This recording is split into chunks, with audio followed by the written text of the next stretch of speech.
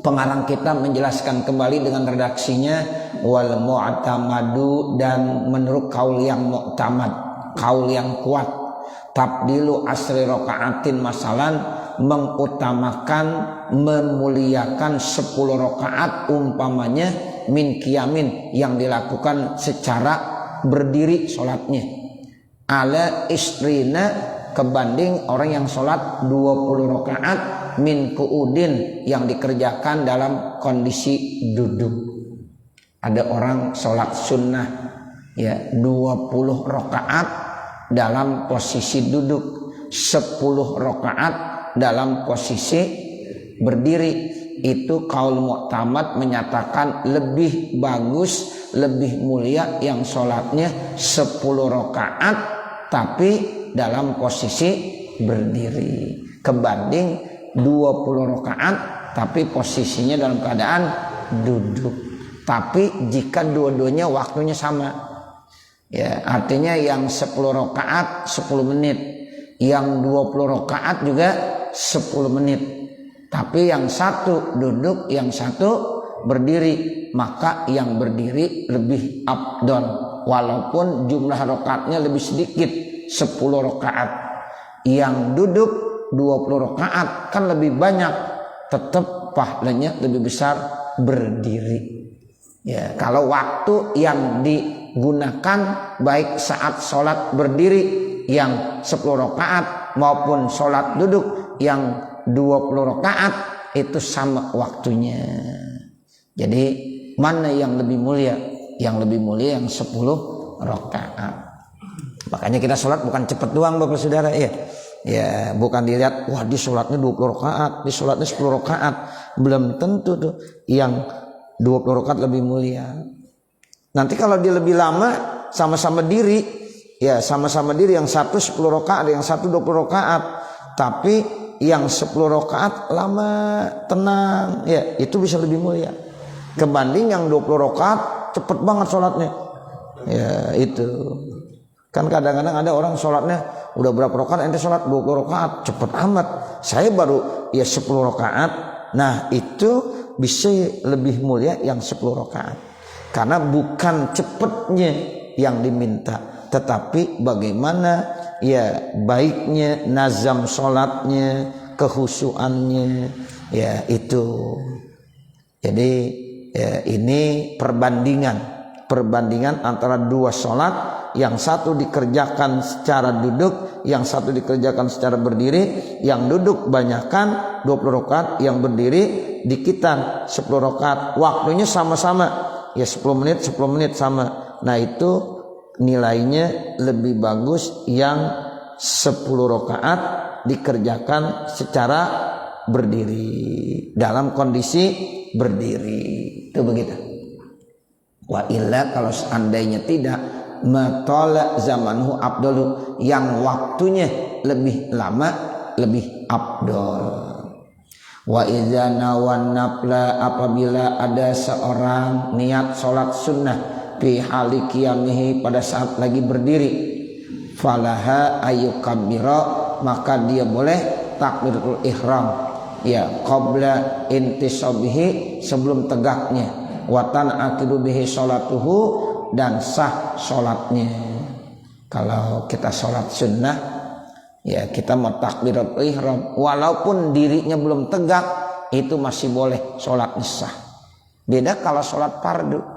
Kalau sholat fardu itu ketika kita mau takbiratul ihram, syaratnya tegaknya harus, ya berdirinya harus tegak, harus berdiri harus, ya itu begitu. Tapi kalau mau sholat sunnah walaupun belum tegak berdirinya, dia takbiratul ihram boleh, ya sambil jalan, ya baru bangun gitu, misalnya sholat tarawih baru bangun, Allahu Akbar, nah itu masih boleh.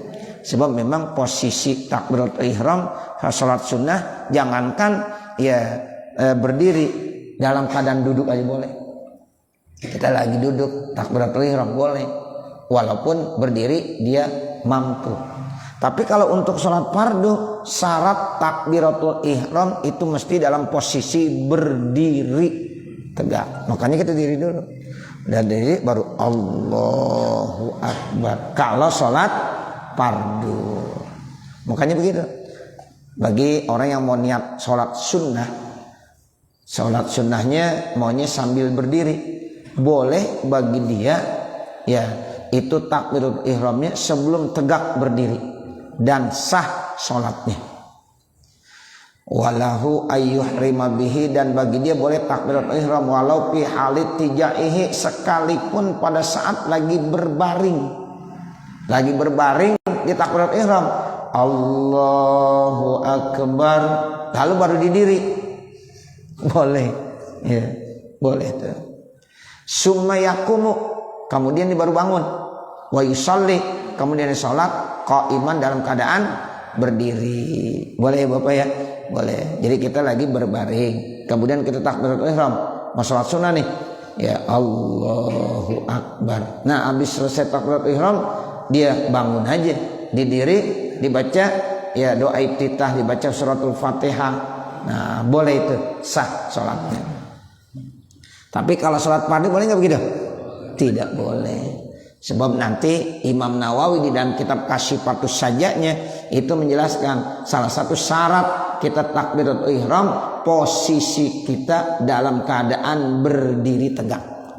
Tuh, kalau udah berdiri tegak baru kita usolli fardhu subhi rakaataini mustaqbilal qiblati adaan ma'muman lillahi ta'ala Allahu Akbar. Nah, itu yang dimaksud ya salat sunnah. Jadi diboleh salat ya walaupun takbiratul ihramnya sambil berbaring, kemudian dibangun dia sholat dalam posisi berdiri. Walau aroda ayaqra al-fatihah fihi, dan kalau dia ingin membaca al-fatihah pada saat berdiri, wahwa ruku, dan dia mau turun ruku, kana lahu zalika, maka bagi dia boleh bihilafi malauna hada minas sujudi, berbeda kalau seandainya dia mau bangun dari sujud ilal qiyami untuk berdiri. Nah, itu kalau bisa jangan baca dulu Fatihah sampai dia berdiri baru baca Fatihah. Kalau kita lagi posisi berdiri Bapak Saudara, kemudian kita nggak kuat nih, kepala kita pusing, mesti kita harus duduk. Nah, itu pada saat turun mau duduk jangan baca Fatihah. Ya, pada saat mau turun mau duduk baca Fatihah, tidak apa-apa. Jadi sambil turun baca Fatihah itu boleh. Karena posisi berdiri sangat bagus untuk baca Fatihah. Nah, terus kita baca sambil baca Fatihah sambil kita duduk, karena kepala kita keliengan. Ya, pusing nih. Jangan dipaksain. Kita lagi baca Fatihah, tiba-tiba kepala kita keliengan. Nah, ini jangan kita paksain berdiri. Boleh duduk. Ya, sambil duduk sambil baca Fatihah aja turun. Ya, turun aja. Ya, sambil baca Fatihah misalnya baca iyyaka na'budu wa iyyaka nasta'in ihdinas siratal mustaqim sambil duduk boleh. Tapi kalau ada orang sholat sambil duduk, kira-kira lagi duduk kepalanya kayaknya udah nggak keliengan nih, ya kayaknya udah sehat, dia mau bangun, sekarang dia mau sholat sambil berdiri. Nah, pada saat duduk lagi baca Fatihah, kemudian dia mau berdiri, berhenti dulu baca Fatihahnya, terus berhenti didiri. Nah, kalau udah diri baru baca Fatihah. Tuh begitu. Karena memang posisi baca Fatihah itu yang bagus saat lagi berdiri. Paham ya Pak ya? Nah, begitu kan kadang-kadang ada orang lagi sholat lagi diri, tiba-tiba kepala keliengan. Ya Allah, jangan dipaksain. Udah duduk aja duduk. Ya kalau jadi imam bagaimana? Enggak apa-apa. Seandainya ini imam palanya lagi keliengan nih, jangan dipaksain diterusin, takutnya jatuh. Langsung dia ya duduk, sambil dia duduk bacaan Fatihahnya dilanjutin aja. Misalnya iyyaka na'budu wa iyyaka nasta'in, sambil duduk terusin aja. Nah, makmumnya jangan duduk. Ya, makmum diri aja. Ya, ini mentang-mentang wah ngikutin imam duduk pada duduk semuanya. Jangan. Ini ilmu nih. Ya, jadi kalau seandainya terjadi begitu nggak apa-apa. Ya, imam palanya keliengan. Dia yang tahu kan, yang lain nggak ada yang tahu. Lagi baca Fatihah, terus aja sambil baca Fatihah diduduk. Ya, dilanjutkan terus dalam posisi duduk. Tapi sekarang posisi dia emang sholatnya sambil duduk. Tiba-tiba di tengah sholatnya lagi duduk, kayaknya sehat nih, mampu nih, kakinya kuat nih, dibangun aja. Nah boleh tuh dibangun didiri, tapi sambil bangunnya nggak usah baca Fatihah, tungguin sampai berdiri, karena memang posisi berdiri lebih bagus, lebih afdol baca Fatihah kebanding daripada duduk. Begitu. Ini yang dimaksud bi khilafi ma law nahada minas sujudi ilal qiyami. Berbeda kalau orang mau bangun dari sujud, mau ya berdiri. Nah, itu tunggu dulu, nanti baca Fatihahnya kalau udah diri saja. Wa arada ayaqra'a, dan dia ingin membaca halan hudihi, pada saat bangunnya, fa innahu yamtani'u, dilarang. Jadi pada saat lagi bangun mau diri sambil baca Fatihah dilarang. Kenapa alasannya? Li'annal qiyam aqbalu minan nuhudi, karena berdiri itu lebih sempurna daripada posisi dia lagi bangkit, lagi bangun dari sujudnya atau dari duduknya. Beda kalau dari diri mau duduk. Nah, karena memang posisi diri yang paling bagus, terusin aja baca Fatihah terus sambil dia turun mau duduk. Ya, tapi kalau dari duduk atau dari sujud dia mau bangun mau baca Fatihah, nah itu jangan sambil bangun baca Fatihah, berhenti dulu sampai berdiri, nanti berdiri disitulah baca Fatihah, karena memang disitulah yang paling afdol membaca Fatihah. Intaha. Hak ya biziyadati ya min ya daripada ya kitab yang ditulis dalam ya mim dan dal, ya itu kitab Hasyi Al-Mudabaghi. Qalluhu Al-Fatihah, selesai dah. Nah, sekarang kita masuk rukun sholat yang selanjutnya, yaitu rukun sholat yang keempat. Apa? Al-Fatihah. Ya. Nah, itu baca surah Al-Fatihah. Sumiyat bizalika, dinamakan kenapa surahnya surah Al-Fatihah, libtitahil Qur'ani biha, karena itu sebagai pembuka Al-Quran dengan Fatihah. Karena Al-Quran dibukanya dengan surah Al-Fatihah. Ya, coba lihat urutan juz yang pertama. Nah, itu kan surah Al-Fatihah. Ya, jadi begitu. Kemudian terus Al-Baqarah, nanti ditutup dengan surah An-Nas.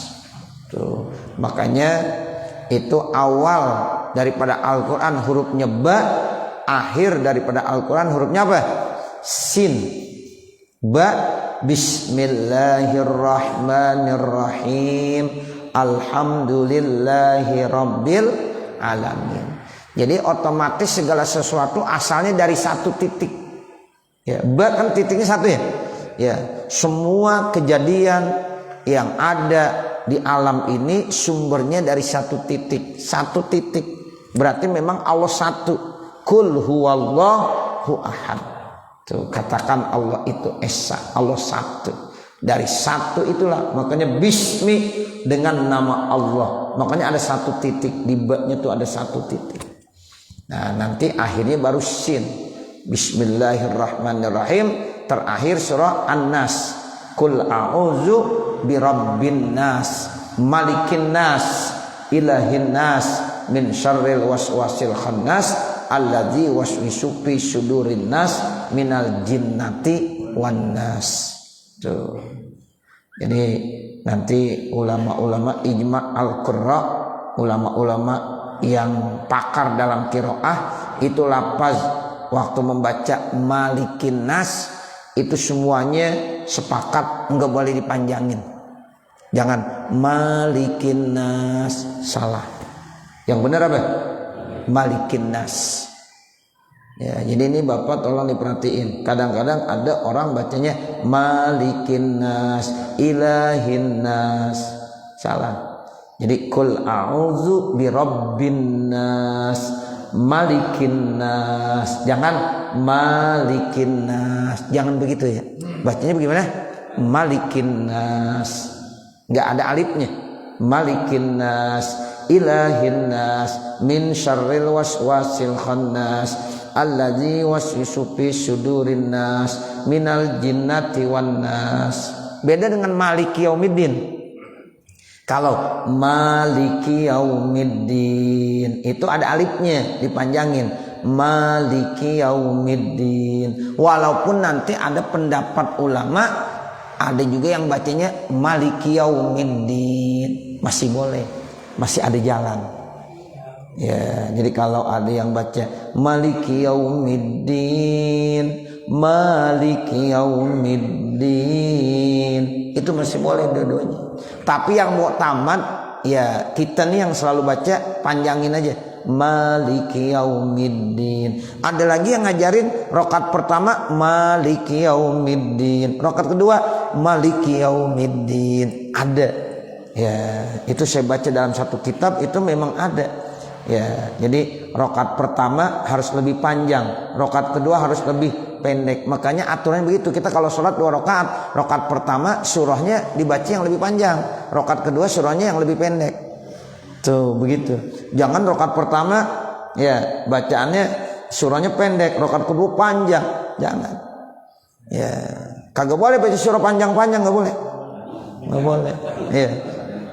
Terus baca surah pendek-pendek kagak boleh juga. Yang dimaksud ya surah yang isinya tuh ayat-ayatnya singkat. Nah, jadi rakaat pertama harus lebih panjang kebanding daripada rakaat yang kedua. Sampai-sampai ada ulama yang punya pendapat ketika baca Fatihah ya hurufnya sama. Nah, supaya rakaat pertama rakaat kedua ada bedanya. Yang pertama bacanya maliki yaumiddin, yang kedua bacanya apa? Maliki yaumiddin. Tapi kita samain aja. Ya, tapi kalau ada orang yang baca maliki sama maliki, nah itu kita tahu, oh ini kita udah ngaji nih. Ya, kalau rakaat pertama maliki yaumiddin, rakaat kedua maliki yaumiddin, kita udah ngaji, udah paham maksudnya begitu. Tapi kalau surah An-Nas jangan sekali-kali baca maliki nas, jangan. Tapi malikin nas. Kan kadang-kadang ada kita dengar nih, ya, dia disuruh mimpin tahlil, dibaca Bismillahirrahmanirrahim, Qul a'udzu birabbin nas, malikin nas. Nah, salah. Enggak ada ijma' al-qurra, semuanya biisqatil alif. Begitu. Jadi enggak pakai alif, malikin nas. Begitu ya Bapak, Saudara. Ya, nah ini terkait ya surah dalam Al-Quran awalnya yaitu ba, akhirnya hurufnya apa? Sin. Jadi baca Fatihah, makanya Fatihah disebut Fatihah. Kenapa? Libtitahil Qur'ani biha, karena itu sebagai pembuka daripada Al-Quran. Makanya ini suratul Fatihah, Masya Allah, isinya sebenarnya udah mencakup semua yang ada 30 juz. Makanya disebut Al-Fatihah itu Ummul Quran, induk ibu daripada Al-Quran. Makanya Allah ngapain aja baca Fatihah. Ada orang sakit minta tolong bacain Fatihah. Ada orang mau ya minta doa supaya dikasih kelancaran rezekinya, minta dibacain Fatihah. Ada orang yang mau ya keperluan hajat ya supaya hajatnya kabul, minta bacain Fatihah. Supaya diberikan terus kesehatan, bacain Fatihah. Masya Allah, itu Fatihah ya begitu istimewa. Dan kagak pernah bosan orang baca Fatihah.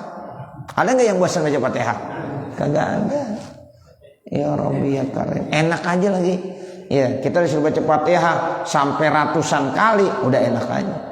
Ya, makanya dalam ratib itu awalnya Fatihah mulu kan. Ya, ila hadrati ini Fatihah terus, ila Fatihah, ila lagi Fatihah, tawassul sama kita baca Fatihah, tawassul baca Fatihah lagi, tawassul baca Fatihah, berulang-ulang Fatihah. Semakin banyak kita baca Fatihah semakin bagus. Ya, memang Ummul Quran, induk daripada Al-Quran. Makanya di dalam sholat kalau kita tidak membaca Fatihah tidak sah. La sholata liman lam yaqra bi Fatihatil kitab. Tidak sah sholat seseorang apabila orang itu tidak membaca Al-Fatihah. Tuh begitu. Jadi walaupun kita jadi makmum tetap baca Fatihah. Ustaz, saya cukup dengerin aja dah, imam baca Fatihah saya dengerin aja. Enggak boleh. Ya. Kenapa? Sebab ada hadis la sholata liman lam yaqra bi Fatihatil kitab. Itu kan ada ayat wa idza quri'al qur'anu fastami'u lahu wa ansitu la'allakum turhamun. Ini ayat ya enggak bisa dipakai untuk kondisi kita dalam sholat. Karena ada hadis la sholata liman lam yaqra bi Fatihatil kitab. Sementara wa iza qur'al qur'anu fastami'u lahu wa ansitu la'allakum turhamun itu memerintahkan secara umum. Tapi kalau la sholata liman lam yaqra bi Fatihatil kitab khusus dalam sholat, sehingga yang khusus tidak bisa dikalahkan dengan dalil yang umum. Walaupun yang satu dalilnya hadis, yang satu dalilnya Al-Qur'an, tapi dalil khusus harus lebih diutamakan. Begitu. Kecuali kalau kita udah baca Fatihah. Nah kalau udah baca Fatihah kita nggak usah baca surah, cukup mendengarkan bacaan imam. Imam baca surah, kita dengerin aja, nggak usah baca apa-apa, udah dengerin aja. Wa iza qura'al qur'anu fastami'u lahu wa ansitu la'allakum turhamun. Tapi kalau Fatihah nggak bisa, karena memang ada hadis khusus, ya tidak sah orang kalau sholat nggak baca Fatihah. Begitu ya Bapak Saudara. Kecuali nanti ada bahasannya makmum masbuk, nanti kita bahas boleh kagak baca Fatihah. Nah seperti itu. Walau kalau seandainya ada orang ya bacanya ihdina, tuh kan mestinya ihdinas siratal mustaqim, ihdina pakai ya itu nggak boleh ya. Nggak boleh. Sama juga alhamdulillahi rabbil alamin, kita baca alhamdulillahi rabbil alamin, itu merubah makna. Nggak boleh alhamdu, nggak boleh alhamdu. Kalau jadi imam baca alhamdu gimana? Ya kagak sah. Makmumnya harus muparokoh. Nah begitu ya. Tapi Ustaz ini dia kagak bisa, udah diajarin alhamdu, nggak bisa juga. Alhamdu, alhamdu, alhamdu, alhamdu, alhamdu. Ya buat dia boleh sendiri, tapi jangan jadi imam. Jadi makmum boleh. Ya, nah begitu. Terus kalau imamnya alhamdu, makmumnya alhamdu semuanya, turu-turu alhamdu boleh jadi imam. Nah, begitu. Nggak ada lagi, semuanya alhamdu. Nah boleh. Ada lagi ngah. Ya, sa'idun sangidun, ya, sa'idun sangidun susah. Alamin ngalamin, tuh alhamdulillahi rabbil alamin, tuh suruh alamin kagak bisa juga. Sebab ada tuh syafaat syafangat, ya, syafaat syafangat susah juga udah, ya, syafaat sapangat, ya begitu lagi. Nah bagi dia boleh sholatnya ya, tapi nggak boleh jadi imam. Gitu. Jadi makmum boleh, karena memang la yukallifullahu nafsan illa wus'aha. Begitu ya. Tapi dia harus tetap belajar. Tapi udah belajar kagak bisa lagi, nggak boleh. Ihdina. Nah itu bilya ilmu sanati min tahtu lam yadurrahu li'annahu la yughayyirul makna, karena dia tidak merubah makna. Ada satu ya pendapat kalau ihdina dengan ihdinas siratal mustaqim, ihdina itu ada yang menyatakan ya karena tidak merubah makna. Nah itu nggak apa-apa katanya. Nah itu ada. Cuma ya menurut mu'tamad tetap nambahin huruf, ngurangin huruf nggak boleh. Nah seperti itu. Bi khilafi malau asba asyiddah, berbeda kalau dia memanjangkannya, ada siddahnya. Minal ladzina haitsu yatawalladu minha alifun, kalau melahirkan alif fa inna sholata tabtul, maka salatnya jadi batal. Li annahu yughayyirul makna, karena itu bisa merubah makna. Makanya alhamdu kalau memang dia kagak bisa dan dia tidak merubah makna, maksudnya si alhamdu itu masih tidak batal, tapi buat pribadinya sendiri.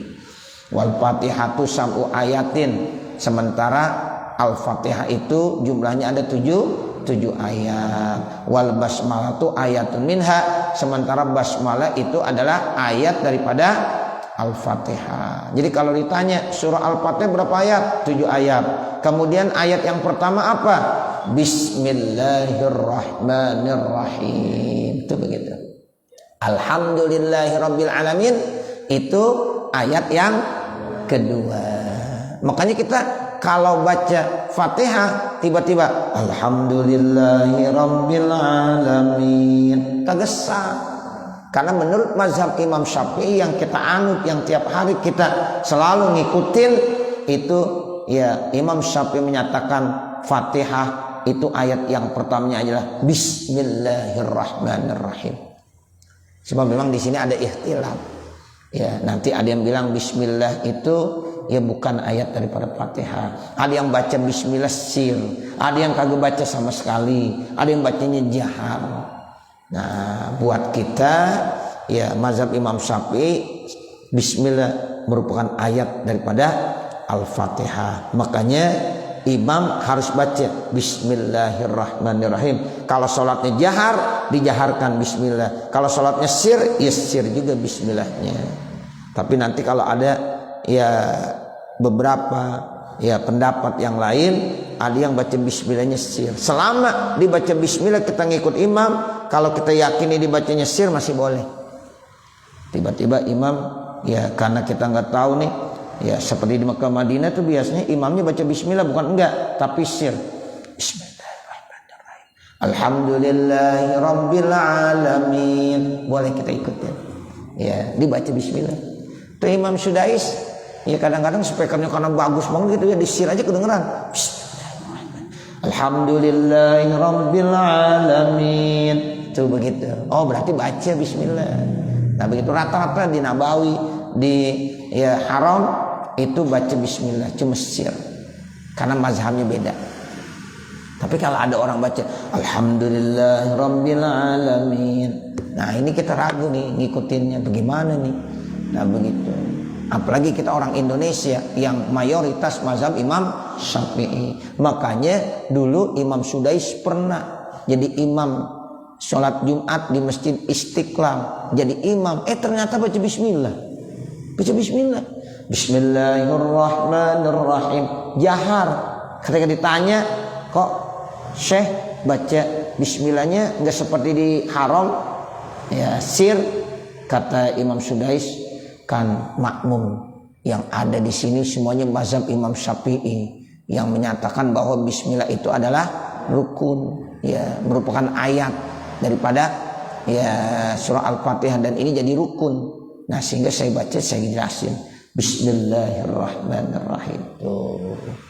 Jadi kalau orang-orang yang pada alim, alama paham tuh, gitu. Tuh Imam Sudais tuh paham, dia tahu, ya seperti itu. Sehingga dia nggak pernah tuh, ya lepas daripada Bismillah kalau sholat di Indonesia. Nah begitu. Nah ini terkait dengan ada ikhtilaf. Jadi kita megang ya bahwa ya Imam Syafi'i yang menyatakan bahwa Bismillah merupakan ayatun minha, termasuk ayat daripada ya surah Al-Fatihah. Makanya harus kita baca. Kita baca Bapak Saudara. Qauluhu fi qiyamin. Nah bacanya kapan? Pada saat lagi berdiri. Au badalihi atau penggantinya, sawaun kana imaman au makmuman. Nah baca Fatihah itu baik dia itu posisinya sebagai imam atau posisinya sebagai makmum, au munfaridan atau dia munfarid. Karena sesuai dengan hadis tadi, la sholata liman lam yaqra bi Fatihatil kitab. Sehingga dengan hadis tersebut maka orang yang sholat baik posisinya dia jadi imam maupun jadi makmum ataupun munfarid sholatnya sendiri wajib baca Al-Fatihah. Tuh begitu. Jadi wajib baca Al-Fatihah. Jadi jangan sampai kita nggak baca. Sholat zuhur kan sir, imam baca Fatihah, makmum juga baca Fatihah. Bahkan dianjurkan juga kita jadi makmum kalau sholatnya sir itu baca surah. Karena kan imam baca surah nggak kedengeran. Nah kita baca surah. Kalau ternyata kita udah baca surah, imam masih lama belum juga ruku, baca lagi. Jangan sampai sholat kita itu diem, jangan kosong daripada zikir, nggak bagus. Ya, jadi kadang-kadang kita sholat zuhur kan sir, asar sir, kita nggak tahu nih imam baca surahnya apa, sehingga agak lama. Nah kita jangan diem aja, ya kita baca surah, udah selesai baca lagi. Tujuannya apa? Supaya dalam sholat kita jangan ada ya itu diem, karena kalau diem nggak bagus, nanti muncul ya pikiran-pikiran yang macam-macam begitu. Ya jadi terus dibaca. Nah kalau sholatnya jahar, tinggal dengerin aja. Ya imam baca surah tinggal didengarkan, kita nggak perlu ya baca, kecuali hanya yang diperintahkan membaca surah Al-Fatihah. Karena memang baca surah Fatihah pada saat berdiri ataupun pengganti daripada berdiri itu hukumnya wajib, baik bagi imam, bagi makmum maupun bagi orang yang sholatnya munfarid. Saya kira cukup sampai sini. Nanti baru qauluhu masbuk. Nanti bagaimana hukum makmum masbuk?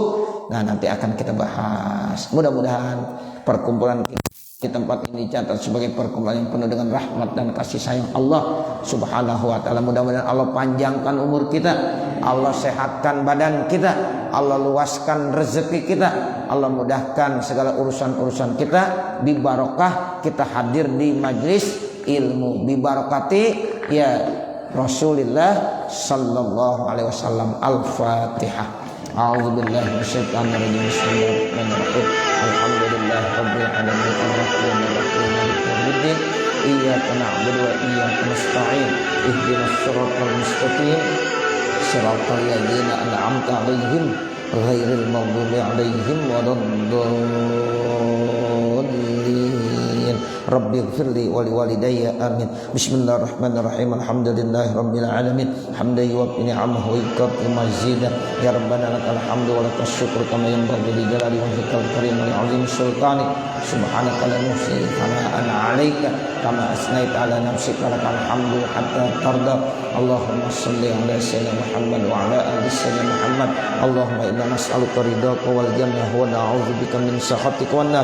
Allahumma shrah lana sudurana wa yassir lana umurana warham amwatana washfi mardana waqdi hawaijana wahtim bisolihati a'malana birahmatika ya arhamar rahimin. Rabbana atina fid dunya hasanah wa fil akhirati hasanah wa qina adzabannar. Wa sallallahu ala sayyidina Muhammadin wa ala alihi wa sahbihi wa sallam. Walhamdulillahi rabbil alamin. Wassalamualaikum warahmatullahi wabarakatuh.